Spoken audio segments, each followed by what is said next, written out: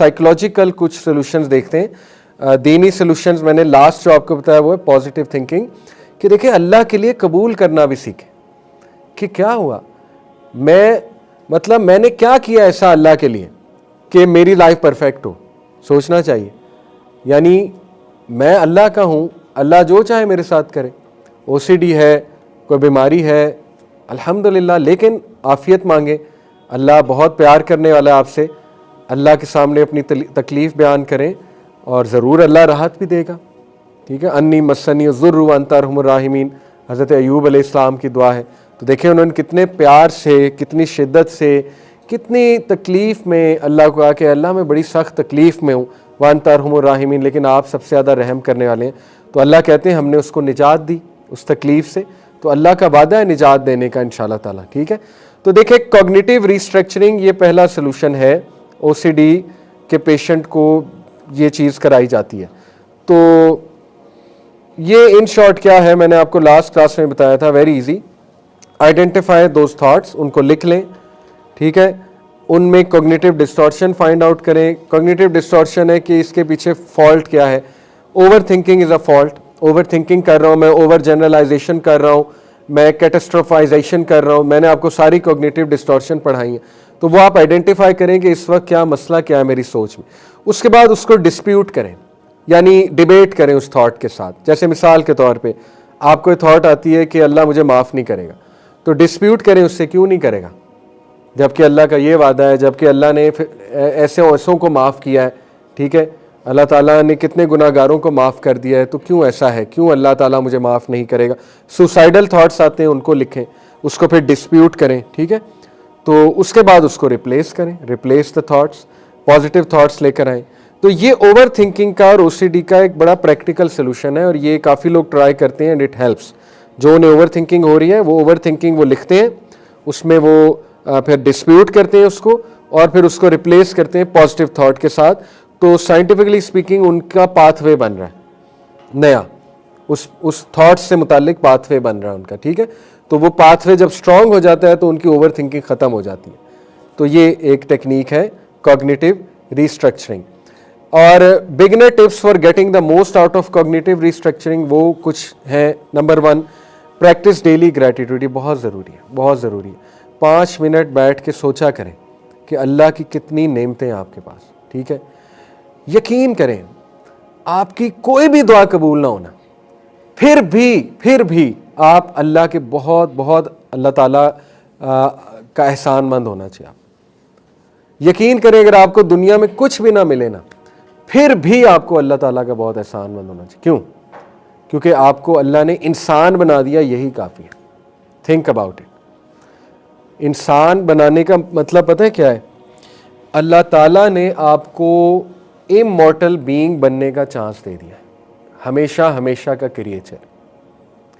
देखें, जानवर ने ख़त्म हो जाना है, दरख्त ने ख़त्म हो जाना है, सितारों ने ख़त्म हो जाना है, तिनका हो, घास हो, उसने ख़त्म हो जाना है, परिंदों ने ख़त्म हो जाना है। अल्लाह ताला आपको परिंदा भी बना सकता था, अल्लाह ताला आपको दरख्त भी बना सकता था। अल्लाह ताला ने आपको एक कॉन्शियस बीइंग बना के दुनिया में भेज दिया, और ये चांस दे दिया, एक चांस दे दिया कि यू कैन गो टू जन्ना। यही काफ़ी है शुक्र के लिए। कुछ ना भी मिले दुनिया में, कोई दुआ ना भी कबूल हो, यही काफ़ी है कि मैं इंसान हूँ। लेकिन इंशाल्लाह दुआएं भी कबूल होंगी अल्लाह के फजल से, और बड़ा कुछ मिलेगा जब आप मांगेंगे रब्बाना आतिना फिद दुनिया हसना व फिल आखिरती हसना, ज़रूर देगा। अल्लाहुम्मा इन्नी असअलुकल मुआफ़ात फिद दुनिया, आफ़ियत मांगेंगे वल आखिरत, तो देगा अल्लाह, आफ़ियत ज़रूर देगा।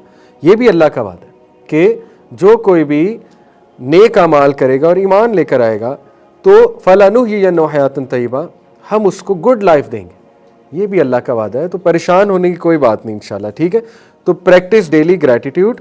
Remind yourself that feelings and situations are temporary. ये बहुत ज़रूरी, ये वक्त भी गुजर जाएगा। जैसे एक बादशाह ने अपने वज़ीर को कहा था ना, मुझे एक ऐसा जुमला कहो कि आई फील गुड, तो उसने कहा जी कि ये वक्त भी गुजर जाएगा।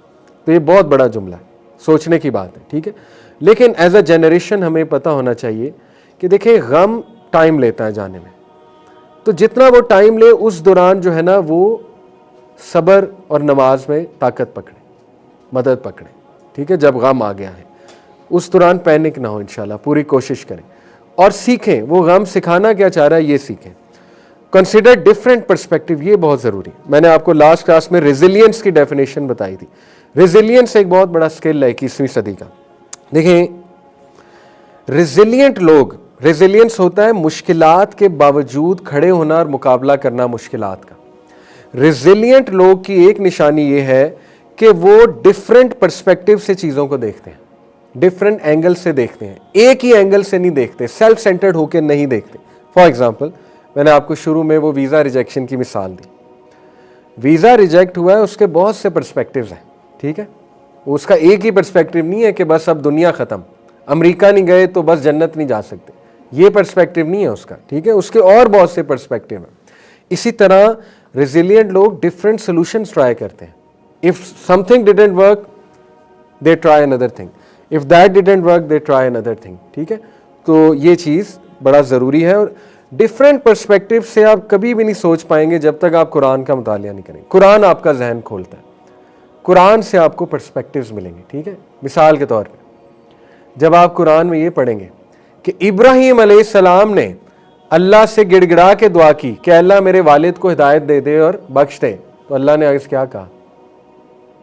ना, ये तो जहन्नम में जाएगा। तो आपकी मेरी क्या औकात है? इब्राहीम अलैहिस्सलाम की दुआ नहीं कबूल हुई, मेरी आपकी क्या औकात है? एक पर्सपेक्टिव है।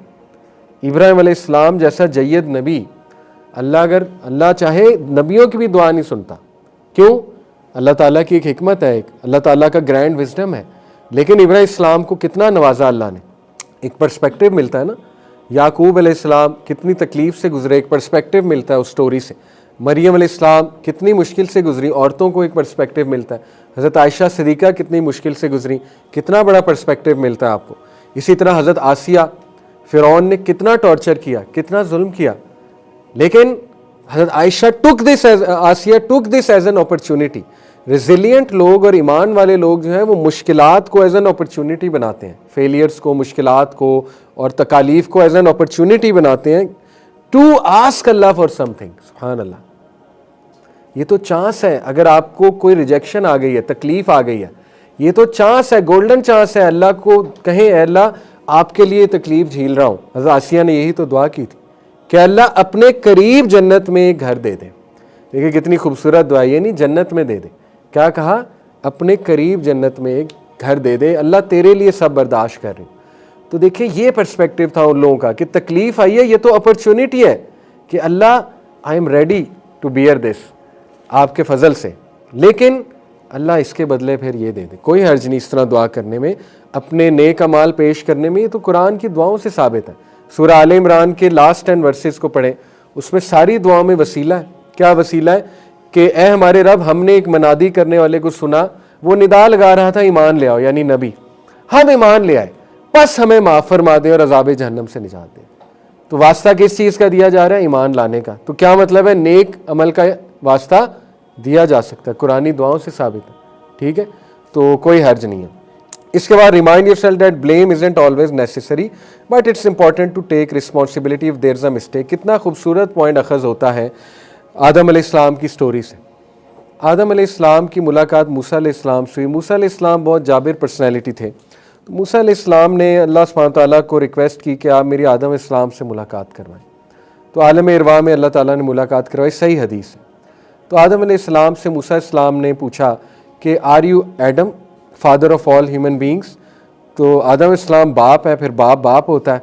उन्होंने भी आगे से कहा आर यू मूसा, मूसा बनी इसराइल, ठीक है। मुस्कराए वो, उन्होंने कहा तुम मूसा, मूसा बनी इसराइल? तो उन्होंने कहा यस। तो उन्होंने फिर आदम अलैहिस्सलाम से पूछा why did you eat from the tree? पकड़ लिया कि क्यों खाया आपने? आपकी वजह से मुझे बनी इसराइल से डील करना पड़ा। ये बड़ी क्यूट कन्वर्सेशन है, हदीस में, ठीक है। अब आदम अलैहिस्सलाम अब्बा जान है, उन्होंने आगे से कहा मुस्कुरा के कि ये बताओ मूसा और बनी इसराइल, तुम्हारे पास वही आती है? कहा आती है। वही पढ़ते हो? जी पढ़ता हूँ। ये बताओ क्या पढ़ते हो मेरे बारे में? तो मूसा अलैहिस्सलाम एकदम सोच में पड़ गए और कहते ये मुकद्दर था, दुनिया में आना मुकद्दर था हमारा। तो आदम अलैहिस्सलाम मुस्कुराए, कहते ये तकदीर थी, जो मेरा वहाँ से खाना ये तकदीर थी, और दुनिया में आना ये भी तकदीर थी। यानी साबित हुआ मेरी गलती की वजह से तुम नहीं आए हो, वो माफ़ हो गई थी। वो जब मैंने माफ़ी मांगी अल्लाह ने माफ़ कर दी थी। यहाँ we were meant to come here, ठीक है। तो फिर नबी सल्लम मुस्कराए। अब्दुल्ला बिन मसूद गालिबन रावी हैं इसके, कहते हैं 3 बार नबी सल्लम मुस्कराए और मुस्करा कर बहुत ब्रॉड मुस्कराए और मुस्करा कर कहा our father won the debate, our father won the debate, our father won the debate, हमारा बाप डिबेट जीत गया, ठीक है। तो इससे एक बड़ा ज़बरदस्त अकीदे का पॉइंट साबित होता है, वो ये कि पास्ट की चीज़ों को तकदीर पे डाल सकते हैं। अब देखें कौन डाल सकता है, ये भी बड़ा गहरा पॉइंट है। वो डाल सकता है जो माफ़ी मांग चुका है। क्यों?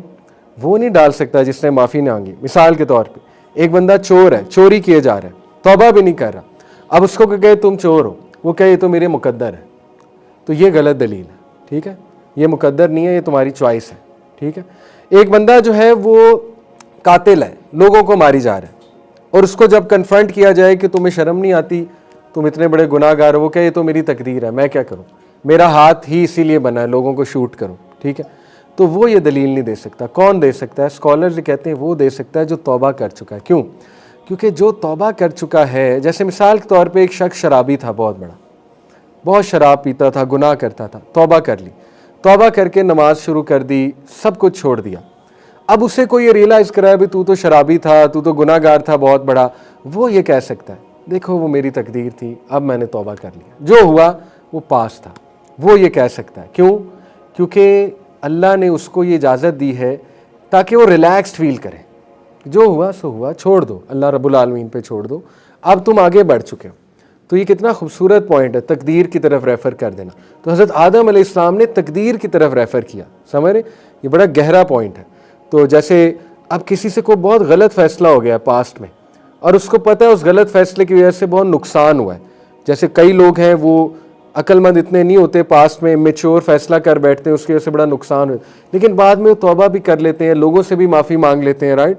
इसी तरह वो अपने आप को दुरुस्त भी कर लेते हैं। अब उन्हें बार बार रिग्रेट आता है कि यार ये मेरी वजह से हुआ, मेरी वजह से हुआ, मैं ऐसे ना करता, मैं वैसे ना करता। तो उस दौरान भी तकदीर की तरफ रेफ़र किया गया। नबी सल्लल्लाहु अलैहि वसल्लम ने फरमाया क्या कहो, अगर मगर ना कहो, क्या कहो, कद्दर अल्लाह व माशा फ़अल, बस रिलैक्स हो जाओ, जो हुआ अल्लाह की मईशत है, अल्लाह ताला की तरफ से था, बस रिलैक्स हो जाओ और आगे बढ़ो, दैट्स इट। तो ये बड़ा खूबसूरत कॉन्सेप्ट है हमारा। तो ये सारी चीज़ें नोट कर लें इंशाअल्लाह ताला आप, कि रिमाइंड योरसेल्फ कि ब्लेम करने की ज़रूरत नहीं है, जो हुआ सो हुआ अल्हम्दुलिल्लाह। और उसके बाद जो है वो कुछ सेवरल सोल्यूशन सामने रखें और उस सोल्यूशन पे अमल करें। और remember that you are not alone, आप अकेले नहीं हैं जिनकी दुआएं रद्द होती हैं। पहली तो बात, दुआ रद्द ही नहीं होती टेक्निकली स्पीकिंग, ये रद्द से मुराद है दुनिया में अगर ना मिला, रद्द से ये मुराद है, अदरवाइज रद्द तो होती नहीं टेक्निकली, आखिरत में दे देता है अल्लाह ताला, ठीक है। लेकिन यू आर नॉट अलोन। नबियों की दुआ दुनिया में कुछ नबियों की नहीं कबूल हुई, तो आप और मैं कौन है? नबी सल्लल्लाहु अलैहि वसल्लम ने 3 दुआएं की अल्लाह से, 2 कबूल हो गई, एक नहीं कबूल हुई। कौन सी कबूल नहीं हुई? तो फ़रकाबाजी की, मेरी उम्मत में फ़रकाबाजी ना हो, तो नहीं कबूल हुई। साफ अल्लाह ताला ने कहा कि ये मेरी मईशत है, दिस इज़ द टेस्ट। तो नबी की दुआ, हज़रत अबू तालिब के बारे में दुआ की थी कि नहीं की थी नबी सल्लल्लाहु अलैहि वसल्लम? तो आपके सामने है, ठीक है। अब्दुल्ला बिन उबई जब मरा तो नबी में कब्र पे खड़े होकर जनाजा पढ़ाया, दुआ की, अल्लाह ताला ने आयत नाजिल कर दी कि 70 बार भी इस्तगफार करोगे इसके लिए तो माफ़ नहीं किया जाएगा इसको। तो अल्लाह ताला को कोई मजबूर नहीं कर सकता कि दुआएं कबूल कर दे, ठीक है ना, या जो अल्लाह ने देना है वो आपको देना है और वो बेस्ट है इंशाल्लाह। तो बहरहाल ये पर्सपेक्टिव है एक। नेक्स्ट क्लास में इंशाल्लाह मज़ीद साइकोलॉजिकल अप्रोचेज़ बड़ी ज़बरदस्त हैं, ये मज़ीद डिस्कस करेंगे। अल्लाह ताला सबकी मुश्किलात आसान फरमाएँ और सबके लिए आसानी पैदा फरमाएँ और आपकी सारी जायज़ ख्वाहिशात पूरी फरमाएँ। सुब्हानक अल्लाहुम्मा बिहम्दिका अशहदु अल्ला इलाहा इल्ला अंता अस्तगफिरुका व अतूबु इलैक। अस्सलामु अलैकुम व रहमतुल्लाहि व बरकातुहू।